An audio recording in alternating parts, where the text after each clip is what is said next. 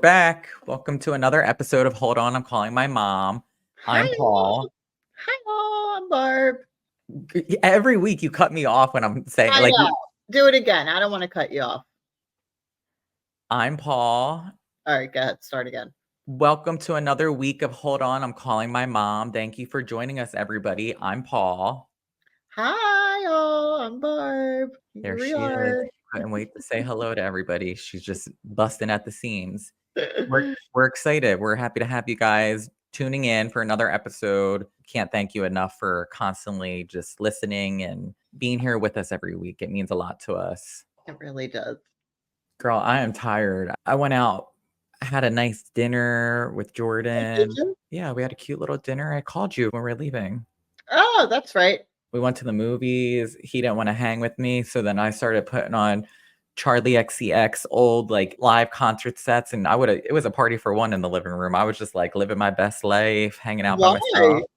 I don't know. I wanted something to make me feel happy. It made me That's feel nice.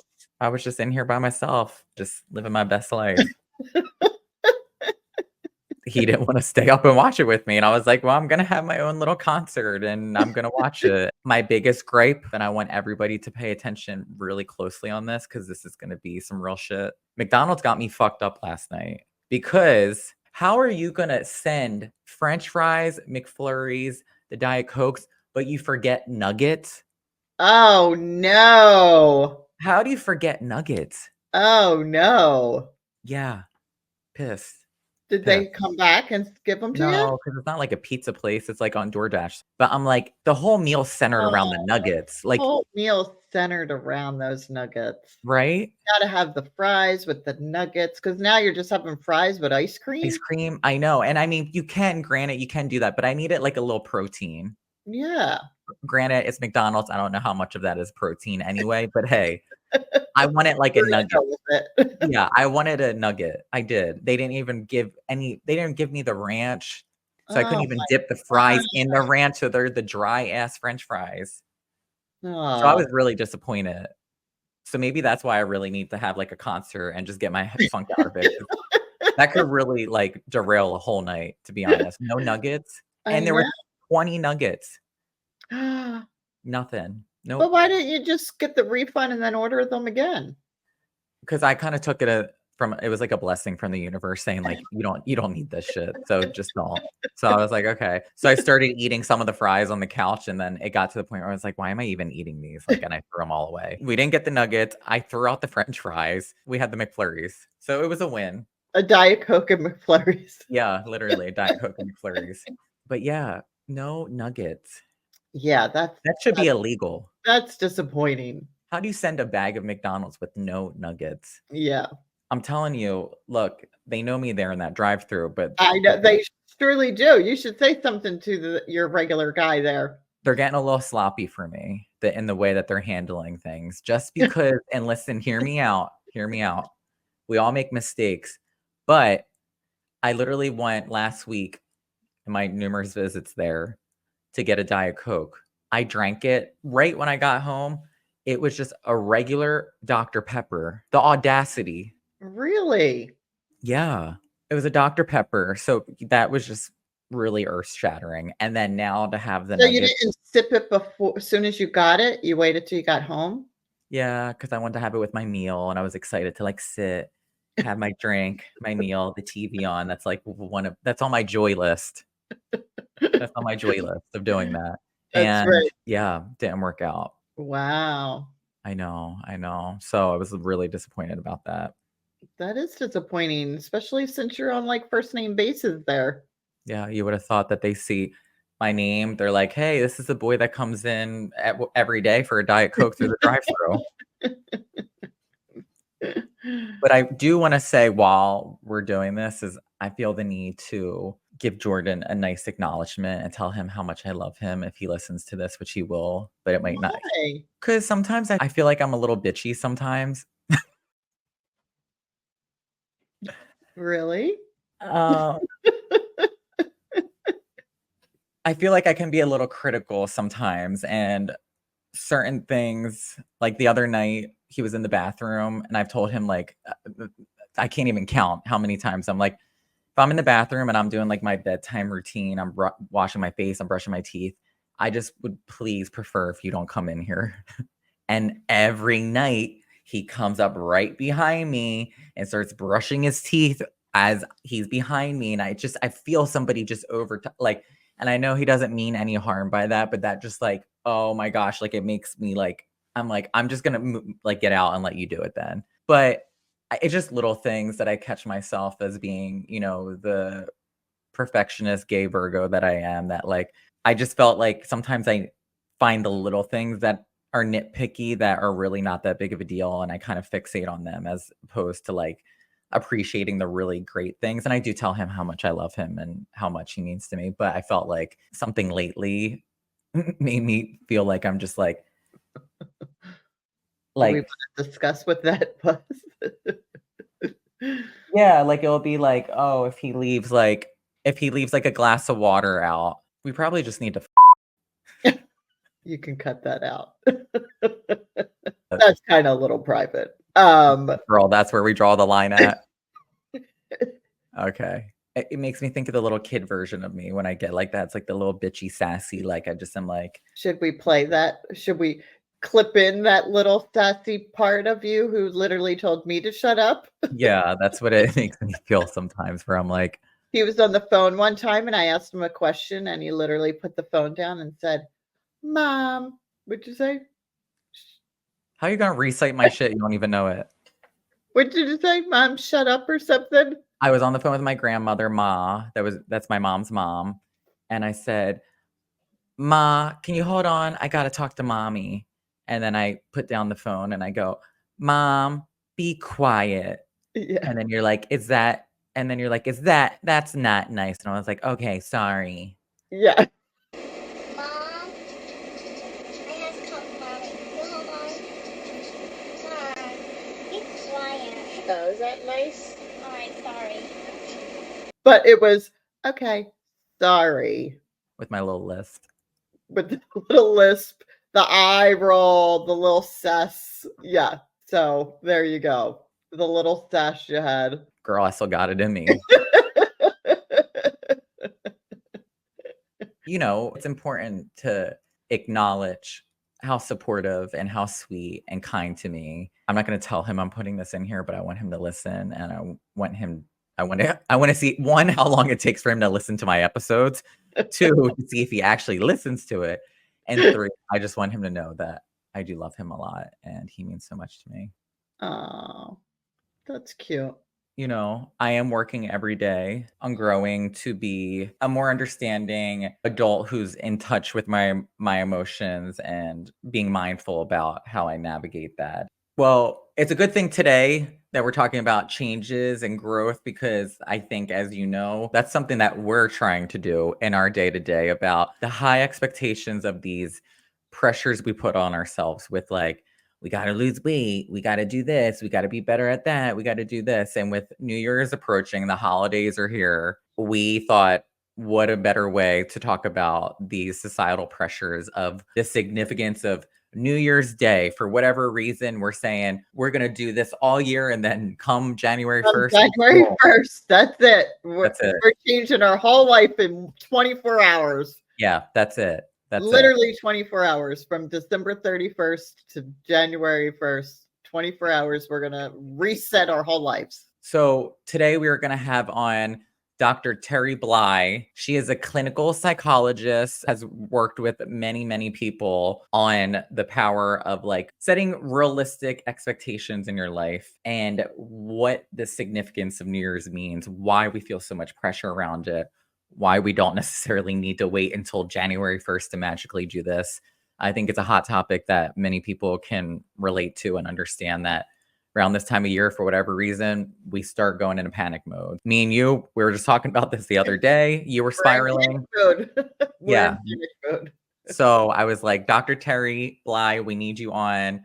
We need to get into it and we need to talk about it. So we're happy to have her on today's podcast. So let's welcome Dr. Terri Bly. Hi, Terri. Hi.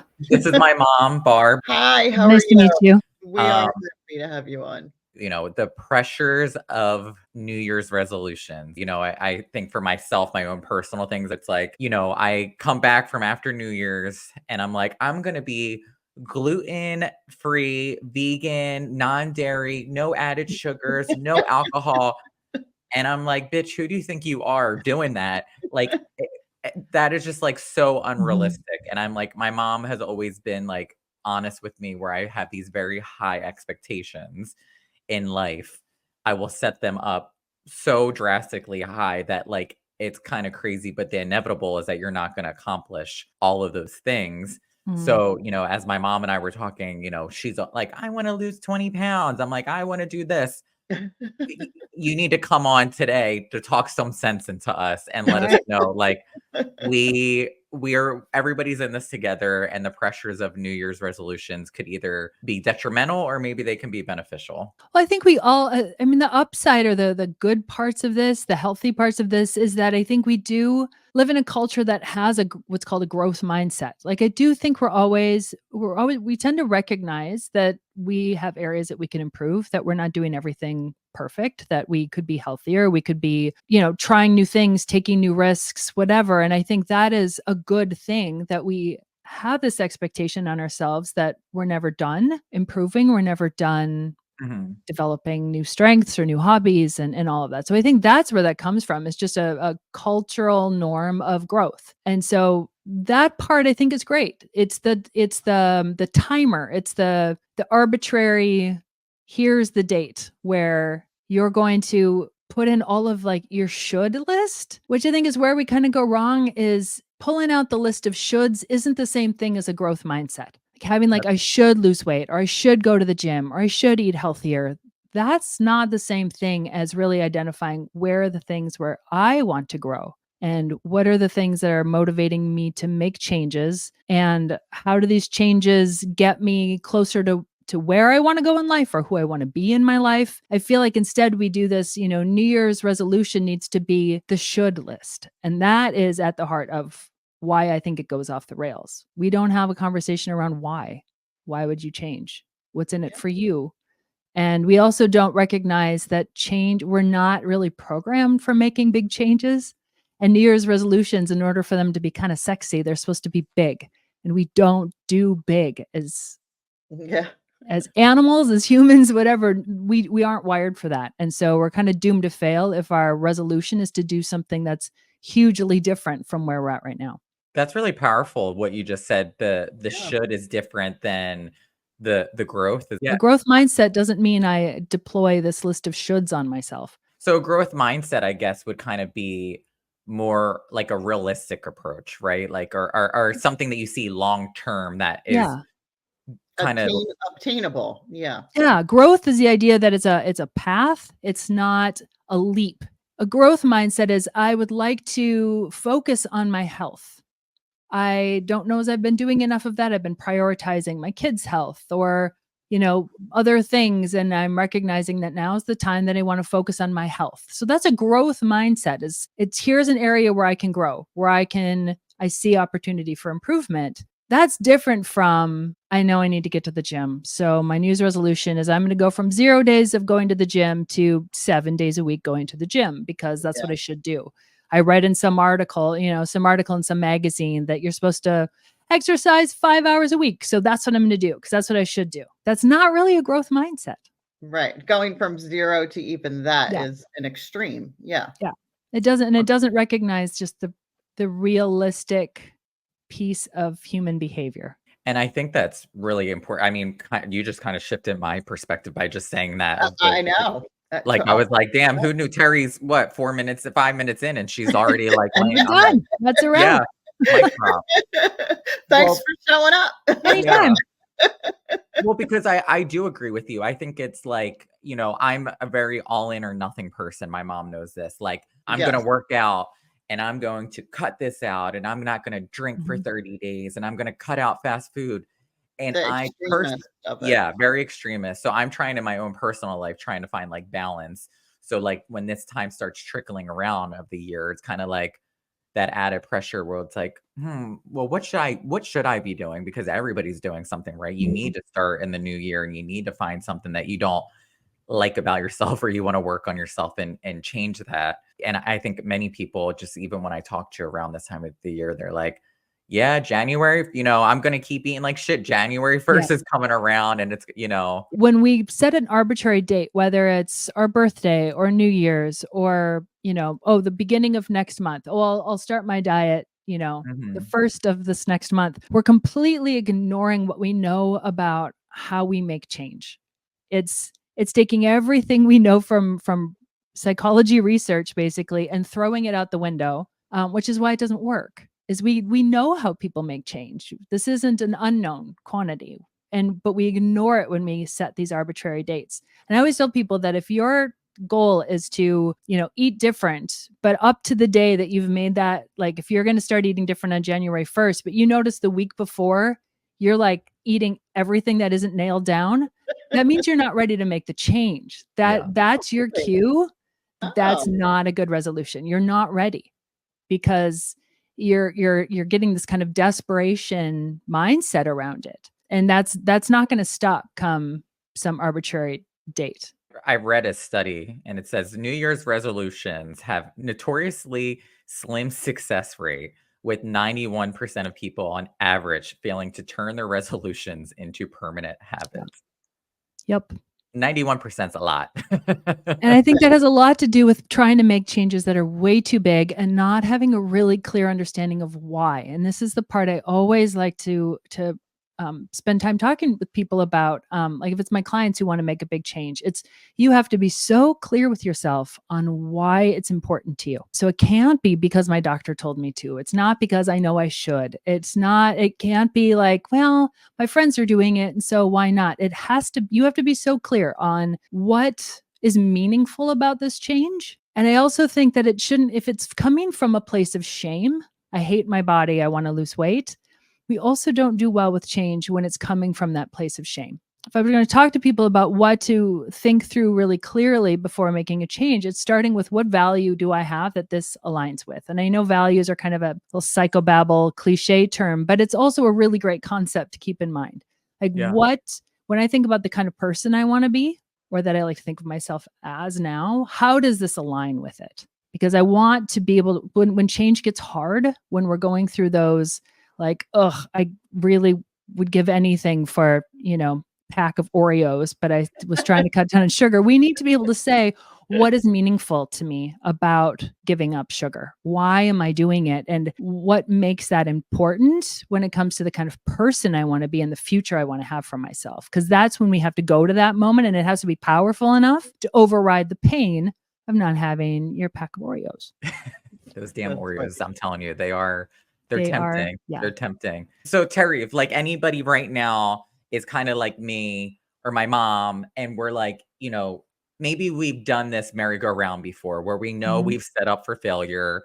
Maybe if somebody's listening, it's their first time wanting to do something. What would you recommend for somebody to get their toe in the water and see how they could maybe move forward in the new year with some realistic goals? Yeah, because I do just what you said don't do. I'll sit and say, oh, here's the date that I'm starting. Like this is the date. So I'm good for these couple days because this is the date that I'm starting. So she always does that. I always do that because to me, I'm like, okay, so this, like I have to gun myself up to do, you know what I mean? To get to, all right, this is going to be a whole new mindset come this date. So that's funny that you said not to do that. Well, the second part that I didn't mention is that I think first we have to know why we haven't already done it. We have to know and have compassion for ourselves rather than like, I hate the way I eat, or I hate that I just sit on the couch because I'm so lazy. None of us are lazy. We need to understand what has prevented me from making this change. What do I gain from the way I'm living now? And can I have some compassion for myself around that? So maybe exercise doesn't feel comfortable. Maybe you don't like how your body feels when you're moving it. And so exercise is really uncomfortable. Maybe it's psychologically uncomfortable. Maybe you get really self-conscious when you go to the gym, and it's really hard for you to get yourself there and get over that hurdle of feeling awkward. So I think when we when we're going to make changes, I think it's really important that we first understand why we haven't done it, and not from a shame place, but from like, it's okay. There's a reason I do things. Humans don't do things for no reason. So if I'm eating a pack of Oreos a night, it would be a really good thing for me to first understand, what am I gaining from that? What is that? How is that benefiting me? Even if it's just in the short term, even if it's just a short-term comfort thing, even if Oreos just remind me of home, I don't know, whatever it is. I'm kind of making up this example of Oreos, but until we know why we're doing it, it's going to be really hard to move away from doing it. And so the equation I like to give people is, until the pain of not changing is greater than the pain of changing, we're unlikely to change. So Terry's speaking some facts on this episode. I I'm telling know. you, geez, I'm So that's feeling why it. we have to know why we're picking that thing. What about the Oreos every night is problematic? What about that is creating or has the potential to create pain for me, that I am then going to be motivated to go through the pain of giving that up, the discomfort of not having that every evening? And so that just means, and so when I'm talking about making incremental changes, that's about reducing the pain of the change. So essentially, yeah, like, so for the person who's listening or is been contemplating this or wanting to do that, they should first take a look inside and see, Mhm. like, what is their motivation? Why is it Yeah. their motivation? And Yeah. like, is it something they're really willing to work on and Yeah. actually do it? What is uncomfortable or painful or has the potential to be really painful about what I'm doing now? In other words, why do I want to change it? And then what am I moving towards? What's in it for me to make these changes? And then the third question is, how do I reduce the pain of making this change?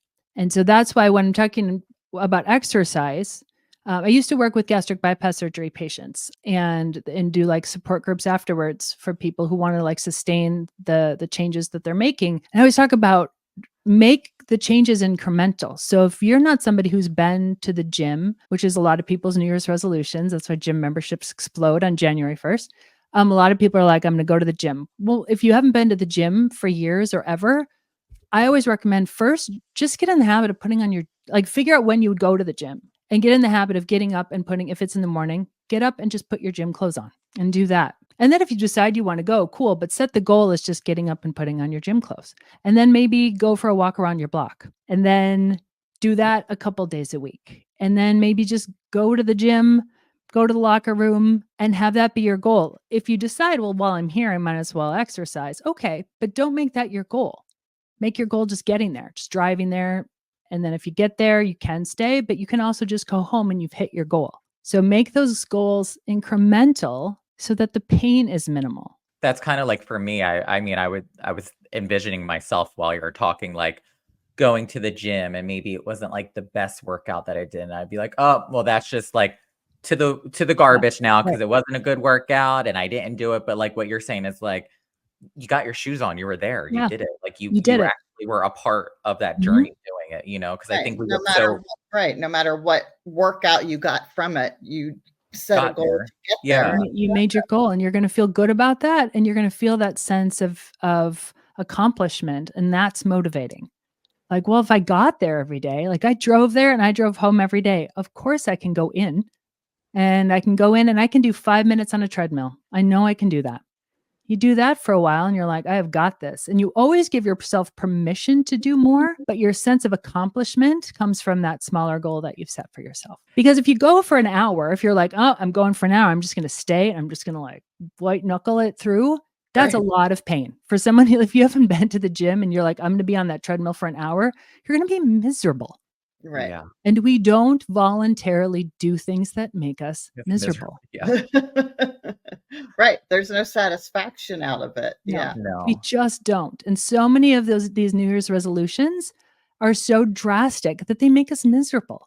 If I've been having a glass of wine and a bowl of ice cream every night for 5 years, and suddenly I'm like, nope, we're done with alcohol and we're done with sugar, I'm going to be sitting there in my living room or whatever, and I'm going to be miserable Yeah. because And then you're going to be white knuckling it. yeah, My thing on that, and my take as I'm, thinking about it, is, and I mean, this might sound so simple, but it's really true. Like your New Year's resolution could start right now. Like you do not need, Mhm. like you do not need one day in your mind to be like, that's the day that I'm doing. You Yeah. could wake up today and say, I'm doing it. Like this, Mhm. so much of this stress and like what we put on that day for whatever reason, Right. symbolism or for whatever significance, you could start doing all that now. And if you really love the tradition of New Year's resolution and you know what that's going to be now, rather than going on a bender or a binge or sitting on your butt all the time because you're going to start going to the gym January 1st,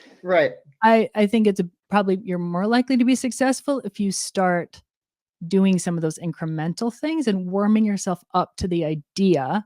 Because then by January 1st, you're going to know if you're ready for this one or not. You're going to know if this is going to work for you. Because if you're not even motivated, like if you're like, I don't even want to get up. Said I was just going to put my gym clothes on. I'm not even doing that. I'll just wait till January 1st. I can almost promise you it's not the right goal because you haven't identified the why of it and you haven't figured out why it's so uncomfortable to make that change. You haven't figured out what pain am I experiencing now by doing what I'm doing now that I want to change. And then, come January 1st, January 5th, January 7th, you're still not there because you're Mhm. just like, oh, well, I'll just, you'll keep pushing it, right? Because Mhm. you're not mentally ready to go and do it. You're And practicing not doing it. And I always tell people that too. You don't want to practice not doing something because then you're even more likely to never do it. That Yeah. the more you tell yourself, I'm going to do this thing and you don't, you're practicing not doing it. You're rehearsing it. So it's going to be much easier to not do that thing every day that you practice not doing it. That's kind of a weird way to think about it, but like if No. it's like if you tell yourself you're going to get up every morning at 7, but every morning your alarm goes off at 7 and you hit snooze a couple times, you are practicing not getting up at 7 and that will get easy, like that will just become your habit because you've practiced it. Wow. I mean, Wow. that's definitely me in the morning. I'm like, I always am like, oh my gosh, I want to be this like morning person that wakes up and it just like jumps out of bed and loves life and is ready to go. And I always think it's going to happen. And that alarm goes off and I'm like, I'm hitting snooze because I'm going to sleep that 10 extra minutes. And I Yeah. think that I've practiced Yeah. not doing it. So now to me, it's like kind of a behavior. I'm like, oh, I know I'm not going to do it. Like, Yeah, good luck, exactly. Yeah. Mhm. You're not a morning person. Okay. I'm not Just a morning understand person. that. I'm not a morning Neither am person. I. This is how I'm so familiar with this phenomenon.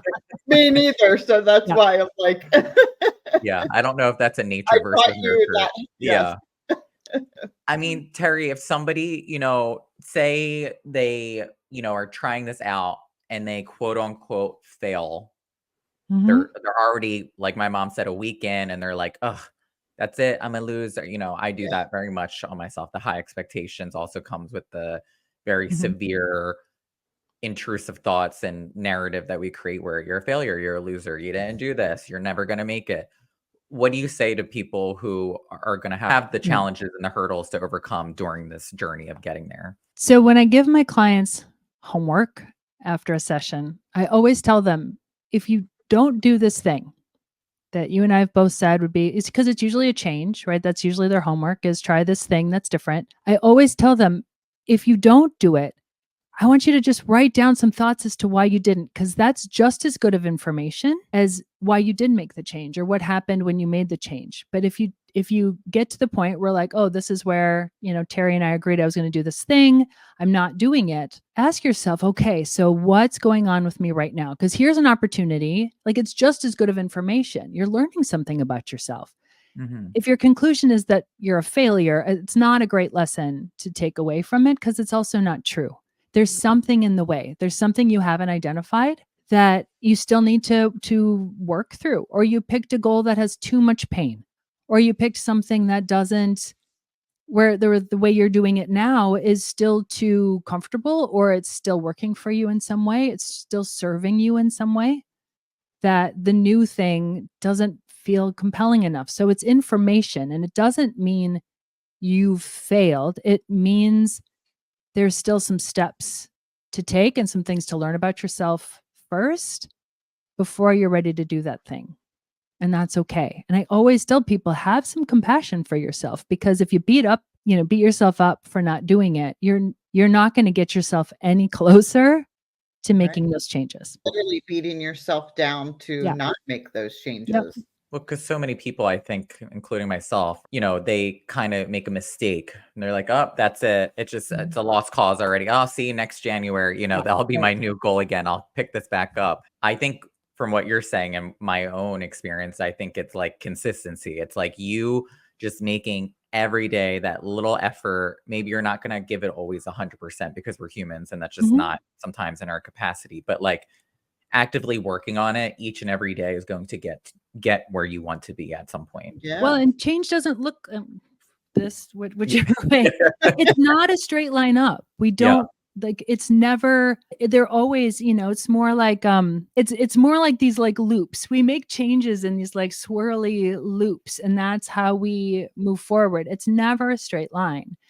And so if we have a day when we don't go to the gym or we eat that container of Oreos or we start smoking again, if the conclusion we reach is, well, I failed, so see you next year, then again, we're practicing the wrong lesson. We're not saying, you know what, today I didn't do it. And I can ask myself what got in the way. I can ask myself, like, is this important information? Or maybe it was just a day where you didn't do it. And you can decide, do I want to try it again tomorrow? And can I just be kind to myself? What would you say for, you know, people who want to tack on a couple of goals? Like, I mean, it's that more doable, or do you say, hey, let's start off with one, sweetie, like pump your brakes and like let's, you know, ease into this? What would you recommend for somebody? Back to that pain thing I was mentioning, if you're making a bunch of changes, you're compounding the pain, the discomfort. If you're like trying to redo your entire daily routine, or I'm going to get up at 6:30 when I was getting up at 9, and I'm going to work out for an hour each day at the gym when I haven't worked out in 5 years, and I'm going to give up sugar when sugar is kind of my fourth food group, and I'm not going to drink even though I've been drinking, alcohol glass a night for My whole life. 5 Yeah. years. Yeah. Yeah. No, like I really think like don't do that unless your doctor says you got to do all these things or you'll die, in which case there's some good motivation. That's a lot of pain to put yourself through. And again, we don't like to make ourselves miserable voluntarily. Well, because then I even think too, like you do all that. Like it's kind of like when you go on a diet and people are like, I've had to ask myself this too. Do you want to be miserable and be like hot, quote unquote hot, where you're like restricting your food and you're not drinking and you're not enjoying and things because that's all you want? Or do you want to do it because you actually like feel the health component to Mhm. it, like you really need to? And I think that's so important because there's times where I'm like, you know, who wants to live like that through life and like Yeah. just be Right. miserable? Like like it's not even Yes. fun. Like I would be like, I'd rather just stay at home at that point and then you become like a hermit, you know? Well, that brings me to it. There's another way we can look at this too. So I don't want to throw too many things at you, but this might even simplify it a bit more. I had a client the other day and we were talking about getting like Botox and, all these things that women in midlife think about. And what I mentioned to Terry, her. I mean, hello, I think about it too. Okay, The yeah, I'm like that's true. It starts much earlier now. yeah. We were talking about like, do you do, how do you decide if you do it or not or whatever? And the way I ended up framing it, as she and I were talking about this, is with change, are you moving towards something you want, or are you trying to move away from something that has you feeling really uncomfortable or anxious? So, am I getting plastic surgery? Let's say the example I gave was, let's say I still want to do like commercials. I decide, you know what? I want to go back. I'm going to give up my job as a therapist and go back to doing, because I used to do like commercials and some TV stuff. And then maybe getting plastic surgery is what I call a towards move. It's helped because I'm acknowledging that that's kind of an expectation and my agent is saying I probably need to. And so I could conceivably call that a towards move. I'm moving towards this goal I have for myself. If I'm doing it because I'm afraid I'm going to be invisible, I'm afraid my partner won't find me attractive anymore, I'm afraid that I won't feel as good about myself or whatever. I feel really junky about myself. And so I'm trying to run away from that feeling. That's a different motivation. And that tends to backfire more because it's coming from this fear place, from this shame place of I'm afraid I'm not good enough. And that is a very stressful motivator. And all we have to do is say, I'm tired of feeling this stress. So like, screw it, man. I'm like Yeah. not doing it.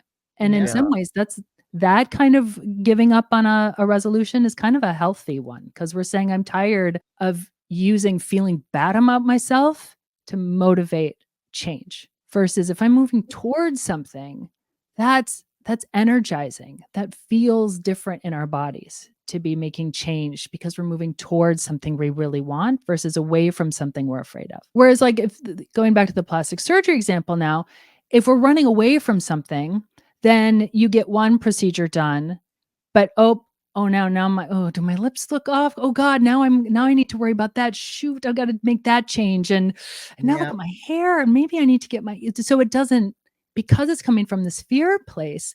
Now we're just hyper vigilant. We're just constantly afraid of this thing that PS is inevitable. We're going to get older. Yeah. And if we're doing all of these things because of this fear, then it doesn't really like it getting the thing done, the plastic surgery thing done or whatever. We feel a reduction in anxiety, but it's temporary. Whereas if we're moving towards something, that's not temporary. I mean, I'm thinking about somebody on the receiving end of this and listening, and they're like, I'm sure maybe there's one person, no, I'm just gonna go to that New Year's Day. I'm gonna keep doing it the way. But I'm thinking now they have to have, whether they admit it or not, they have to have so much stress to make sure that they are Yeah. checking that box and saying, I did that. Whether they're gonna own up to that or not, that has to be very stressful to live like that. Yeah. And again, we don't like being stressed out. So eventually we hit a wall. If that's what's motivating us is the stress, then usually we hit a wall where we don't want to feel like that anymore. And we say, "Well, fuck it, if I'm allowed to swear on this. I don't know. I've already, Okay. this is a safe space. Yeah. We do, because we get tired of feeling like that. And so if it's stressful and people are like, I like to be stressed out, that's what motivates me. Like I said, if you're good with it, okay. But if it never works, then Yeah. I don't know. It's hard for me to say, yeah, great, keep going. Yeah. New Year's approaching. We're feeling this pressure. We are now checking in with ourselves and saying, I'm not biting off more than I can chew. I'm taking that one maybe thing that's been bothering me that I want to work on, and I'm just putting on my cleats to go to that practice, or I'm just putting on those gym shoes to get there, or I'm only eating half the sleeve of the Oreo and I'm saving the other for the next day. We're mindfully setting an intention and we're working towards it, and we're biting off something smaller. Just keep doing that, right? Like just keep doing that, and you'll find yourself in a better position than where you were before. Yeah, exactly. When you set a goal, break it down into the smallest possible steps.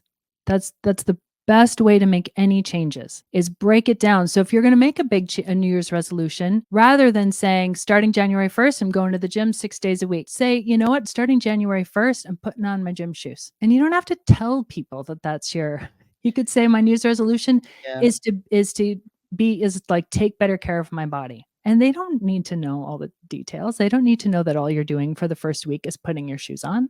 They don't need to know that you're just walking around the block. You don't owe anyone an explanation for why you're making the changes the way you're making them. You just owe that to yourself, really, to know, why am I making this, and how can I break this down into small steps so that I can feel good about this and have that sense of success every day, and be kind to myself about it. Oh my gosh, Terry, you're just I know. Well, thanks. Yeah. like you just totally in this time have reframed my brain of thinking, because I am the person, I told you, this is the date, this is what I'm doing. Or I'll sit and complain to my son, oh, I gained this weight and and then he'll be like, Mom, every day I called you, you've been sleeping on the couch. But now I can sit and say, well, my body just mentally, I wasn't ready. Not ready. You know what I'm taking away from this is I'm not making a damn New Year's resolution. I'm just living my life. No, Dr. Terry has me all in my head. I view life, and I've been trying to be more conscious of this, is like, if I don't like something or I'm not happy with something, I'm pretty self-aware that I'm going to try to fix it and work on it. So I feel like, I don't want to hold something off for just a specific day. Like, I'm like, no, that's time wasted to get closer to what I want to do. Yeah. So I'm the type of That's a person good that I'm point. like, if I want to do it, I'm just going to start Yeah. now because, why not? Yeah, there's nothing magical about New Year's. You're not more likely to do it if you start on January 1st. Yeah. You're more likely to do it when you listen, like what you just talked about was brilliant. You're more likely to do it when you wait to listen to that thing inside of you that's like, now, let's do it now. That's Yeah. that's probably your best indicator that it's time to change. Well, Thank thank you you, for- Dr. Terry. Yes. I Yeah, my know. pleasure. You're always welcome back here. All right. Yeah. Take care. Bye. She really spoke to me. She really spoke to me too. Terry really spit some real shit. She really did. I agree with what she's saying. Like, find the reasoning behind it, right? I don't take it this way at all, but it's not saying like be complacent. It's like be realistic and understand why you're doing something. Yeah. Because you kind of check out when you don't meet your goals. Yeah. I'm a person like if I'm doing something for 2 weeks and I want to see something. I need to see it I need to see something to give me motivation to continue. That's my problem. You're always fixated on the end goal instead of the journey along the way, which I am too, to a certain degree. We love instant gratification because we're working at it. Like, you can't look at it like a period. You have to look at it as just like longevity, like it's just consistency. Yeah. Now we know. I'm like, I said, I'm not making any New Year's resolutions. I'm just going to keep living my life and improving day by day. That's right. I Period. think that's what I'm going to start doing. Everybody should take away what they need to do for themselves, not anybody else, and understand why they're doing it and not put such high expectations, just, little increments. You would have thought we're talking to Dr. Terry herself. I know. Look at you. Well, thank you everybody for listening to another episode of Hold On, I'm Calling My Mom. We love you guys. We appreciate it. We are so grateful you guys are tuning in every week and loving what we're doing and listening along. And we hope that you each and every episode you're taking something away with us as we leave this. So thank you all for the support. Can't leave a podcast without saying this. Please follow us on our social media channels, TikTok, Instagram, Facebook at Hold On, I'm Calling My Mom. If you have, something that you want us to talk about, or even people writing in and saying like, hey, what's your opinion of this? Or what do other people feel about this? Write us an email at holdonI'mcallingmymom@gmail.com. Make sure that you are subscribing to our YouTube channel. You're sharing the podcast to other people so they can tune in, on Spotify and Apple. Just spread the good word of Hold On, I'm Calling My Mom podcast. Right, Barb? That's right. We appreciate it all. Yes, we do. Well, thank you again, everybody, for listening, and we will see you guys next week. All right. I'm hanging up now. Be kind to yourself, everyone, with those New Year's resolutions. Bye. Period. Call you later. Call you later.